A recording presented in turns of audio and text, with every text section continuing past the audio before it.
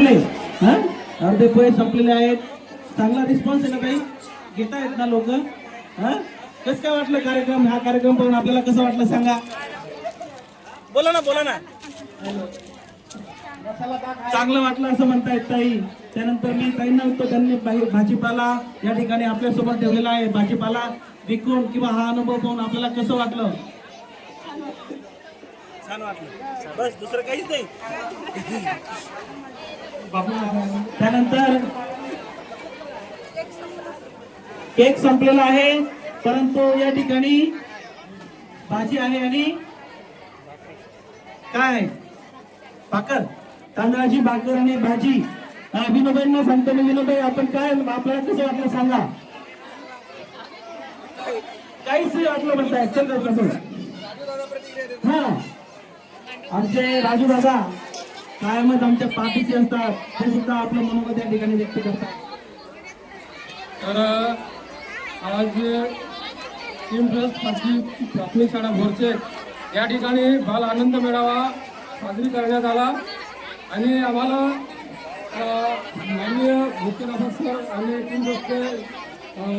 Team trust शाळेचे सर्व शिक्षक वृंदांनी आमंत्रण दिले. आम्ही आलो आणि या कार्यक्रमाला उपस्थित झालो.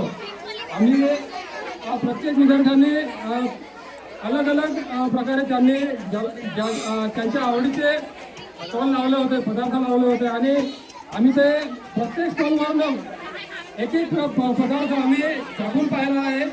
तर अतिशय म्हणजे एकदम मस्त बनवला त्यांनी प्रत्येक स्टॉलवाल्यांनी. तर खूप आनंद झाला आम्हाला हा स्टॉल बघून. आणि दोन शब्द तू काय बनवलंय? जोरात बोल. पाववडा बनवला. किती विकला गेला? मग काय बोला ना, किती रुपये? जोरात बोला ना, घाबरू नका ना. किती रुपये? 300 रुपये. 300 रुपये कमवले असं सांग. बघा तिने आज दिवसभरात 300 रुपये कमवले. आणि हा आपला छोटा मास्टर. हा तू काय विकतोय सांग? भेळ विकतोय. किती रुपयाची भेळ विकली तू? मोजले नाही.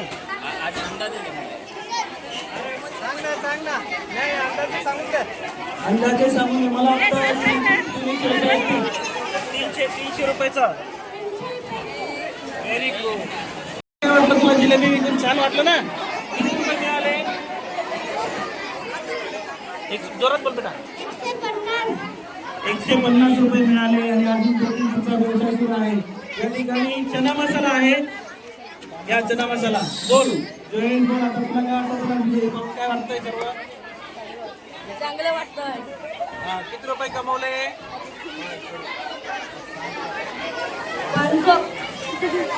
500 रुपये कमवले. सुजीची इडली होती. इडली अजून विकली जात आहे, पण अंदाजे किती रुपये कमवले आतापर्यंत? तुला कसं वाटलं हा प्रयोग करून? वाटतं का बिझनेस करू शकतो आपण मोठे होऊन? असं वाटतं का तुला? शाबास, व्हेरी गुड. काय विकलं? खमण. इथं खमण संपलेलं आहे. टाळ्या वाजवा तिच्यासाठी. Very good. किती रुपये कमवले बेटा? 350 रुपये कमवले. शाबास, व्हेरी गुड. ठिकाणी अर्णव आहे. अर्णव किती चिकन विकली? अजून चालूच आहे. चालू आहे तुझा. वांगे आहे. वा वा वा. आमच्या विद्यार्थ्यांनी किती विकला गेला ताई? 200 रुपयाचा विकला गेलेला आहे. 200 रुपयाचा. तुला काय होतं? किती 300 रुपये मिळाले. 250 रुपये. या ठिकाणी शैक्षणिक साहित्य पण आहे.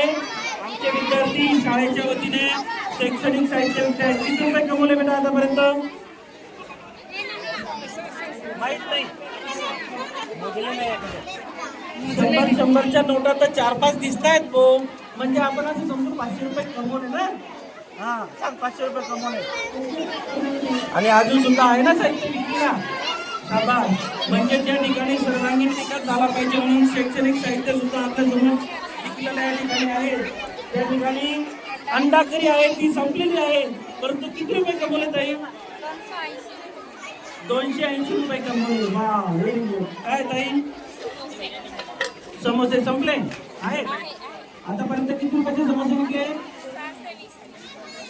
620. जोरात बोल जरा.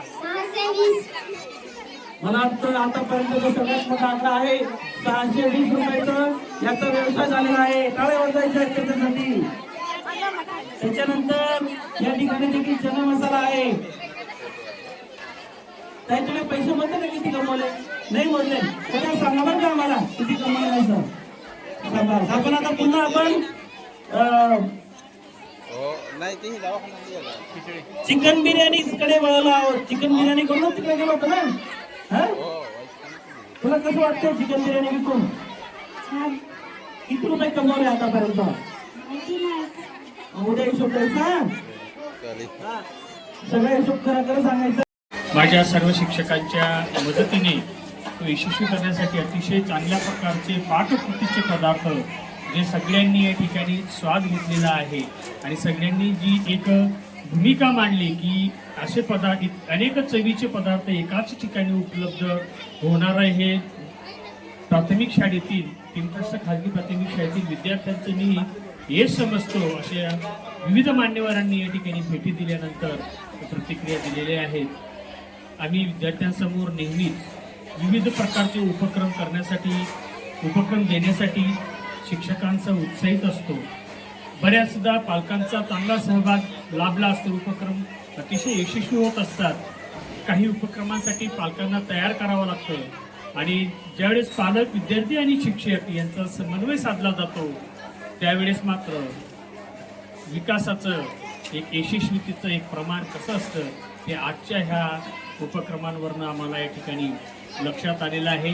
माझ्या उपक्रमासाठी पंचक्रोशीतील पूर्वभूरच्या शाळा, वाजदा शाळा, करंजळी शाळा तसेच सोनपाळा शाळा आणि ह्या उपक्रमाला मार्गदर्शक ठरलेले आमच्या शेही केंद्राचे केंद्रप्रमुख आदरणीय इंडेश बापू यांच्या मार्गदर्शनाखाली आणि टीम ट्रस्ट विलेज स्कूलचे संचालक, मॅनेजर व सुपरवायझर यांच्या मार्गदर्शनातून माझ्या सगळ्या शिक्षकांनी परिश्रम केल्यामुळे हा उपक्रम या ठिकाणी अतिशय प्रभावीपणे मी राबवू शकलो याचा मला अभिमान आहे आणि असेच उपक्रम मी यापुढे देत राहील जेणेकरून विद्यार्थ्यांच्या गुणवत्ता विकासासाठी ते उपयुक्त ठरतील.